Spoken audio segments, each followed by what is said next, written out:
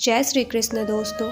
जब श्री कृष्ण कंस वध के लिए राधा को छोड़कर वृंदावन से चले गए, तब राधा की जिंदगी ने एक अलग ही मोड़ ले लिया। राधा का विवाह हो गया, लेकिन वह श्री कृष्ण के विरह में जीती और मरती रही। लेकिन राधा ने अपना वैवाहिक जीवन भी ईमानदारी से निभाया। अपने सारे कर्तव्यों से मुक्त होने के बाद राधा अपने अंतिम समय में अपने प्रियतम कृष्ण से मिलने द्वारिका पहुंची। द्वारिका में उन्होंने कृष्ण के 16,108 पत्नियों को देखा और उन्हें खुश देखकर वे बहुत प्रसन्न हुई। जब कृष्ण ने राधा को द्वारिका में देखा तो वे उन्हें देखते ही रह गए। राधा और कृष्ण मन में ही एक दूसरे से प्रेम भरी बातें करने लगे। राधा के अनुरोध पर कृष्ण ने उन्हें महल में एक देविका के पद पर नियुक्त किया। राधा द्वारिका में महल से जुड़े कार्य देखती थी और मौका मिलते ही अपने प्रियतम के दर्शन कर लेती थी। लेकिन राधा का मन अब द्वारिका में अशांत हो गया था।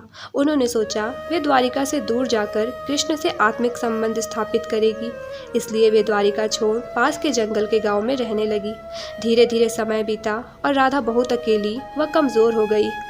राधा का अंत निकट आ चुका था। उन्होंने धरती पर अपने 100 वर्ष पूरे कर लिए थे।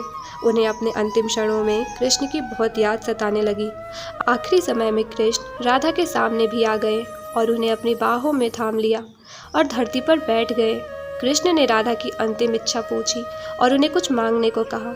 तब राधा ने कृष्ण से कहा कि वह उन्हें आखिरी बार बांसुरी बजाते देखना और सुनना चाहती है। श्री कृष्ण ने अपनी बांसुरी निकाली और राधा के मुख से स्पर्श कराने के बाद बेहद सुरीली प्रेम रस से भरी हुई मधुर धुन बजाने लगे। श्री कृष्ण ने दिन रात बांसुरी बजाई।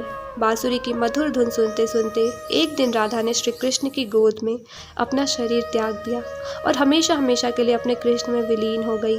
अपनी प्रेमिका की मृत्यु श्री कृष्ण बर्दाश्त न कर सके और उन्होंने अपनी बांसुरी तोड़कर वहीं झाड़ी में फेंक दी और राधा के मृतदेह को लेकर फूट फूट कर रोने लगे।